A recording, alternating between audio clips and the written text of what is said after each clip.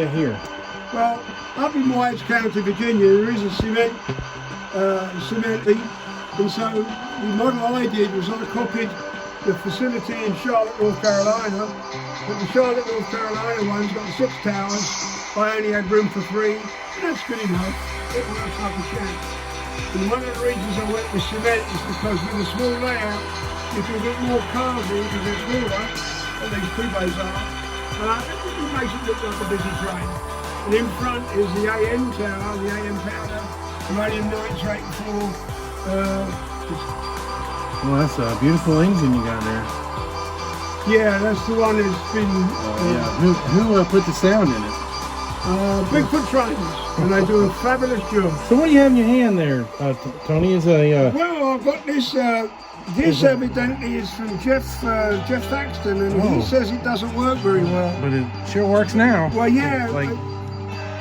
Yeah, okay, that's right. wow, That's too. And here it is attached to your system, right? Yeah, okay. Yeah, so, and I'm learning how to use it. And what I've seen so far, I am in love. Right, so this is kind that's of all scratch built.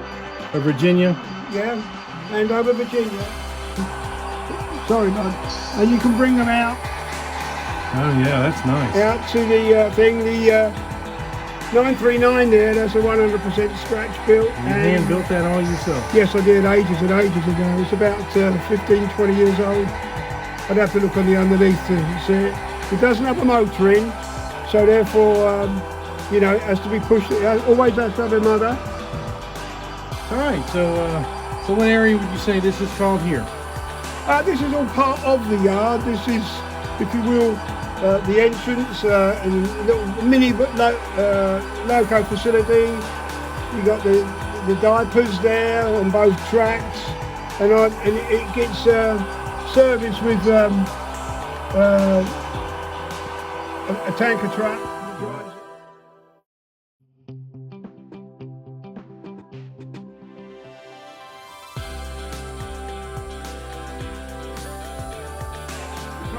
Compression, it's a railroad, and I wanted end-to-end, miniaturised everything. This is what we've got. It's a 1, 2, 3, 4, 5, 6 road yard. It really, with a loco on the end, it was a maximum of about 3, 6, 7, maybe 8 in the longest road, and then locos on the front to take empties to the tipples. And what we have here is a That's a nice proto throttle you got there. I know. I believe that's Jeff Thaxton. That's it. Well, is it? Yeah, and I see you've got it working like a champ. Oh yeah.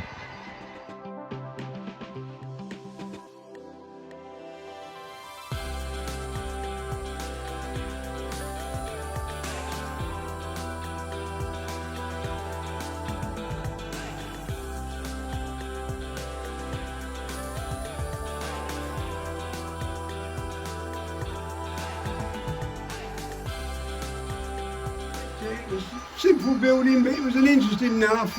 I need to put a dumpster there on the left-hand side. And really what this is a front loader tipple, little small firm. These are dotted about all over the system up in Wise County, Virginia. And these boys, the loads in the freight cars there, and the coal cars there, it's a larger lump, larger size, and so that will go to a specialised company. And what we've got here is Oh, is that a proto throttle? yeah, it's a proto throttle, and I'm starting to learn it. We've picked up 3 loads, which has taken them probably over 24 hours to load with a front loader. And that's right there. Yeah, all 3. Mm-hmm. What kind of engine is this? This is one of the Georgia Bigfoot good ones.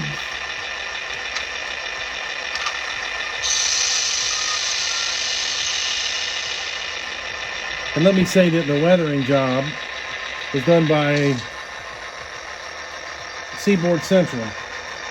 Everybody knows Tim. I always got to give out a shout out to Tim.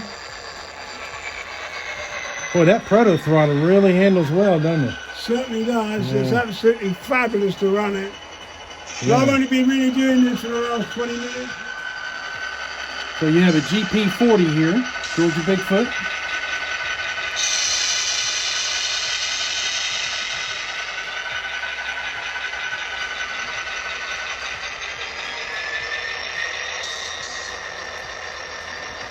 So where are we going? We're gonna go drop it off?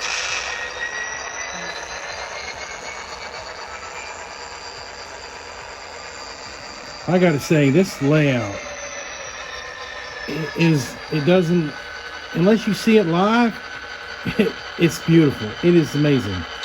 It really is. I've got this Pro Throttle, or whatever they call it, Jeff Thaxton's. Evidently he said it didn't work. Oh, But you got it working. Yeah, on your layout. On my layout. And he's got, he's got a football field of layout. And you have a small one, and it works. It works. All right, so here we go.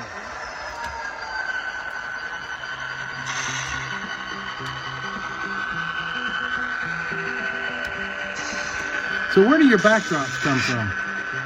Scenic Express. Okay. No, not Scenic Express. Scenic King.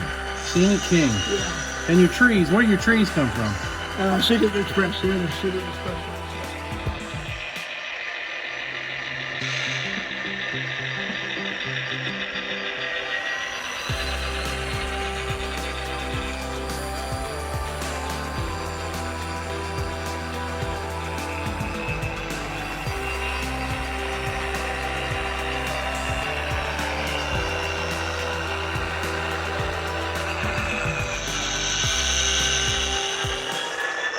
Who weathered these cars?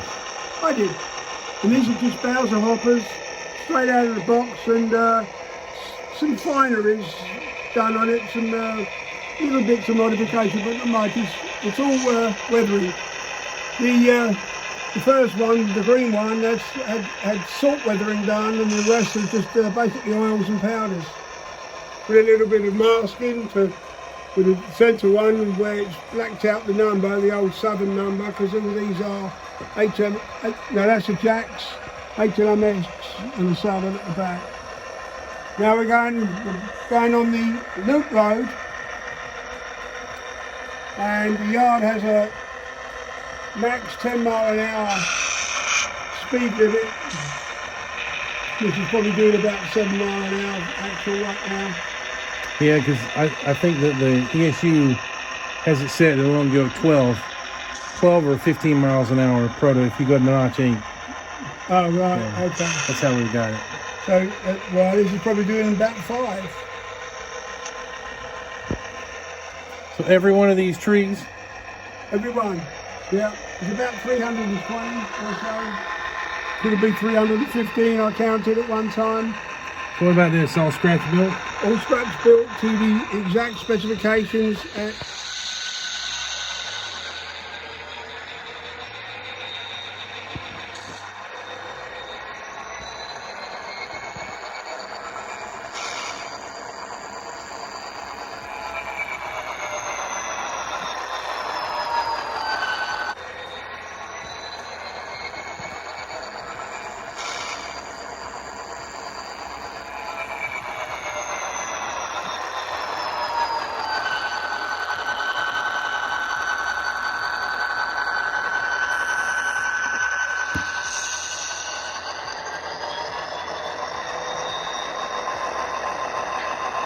All right, so what are we doing here?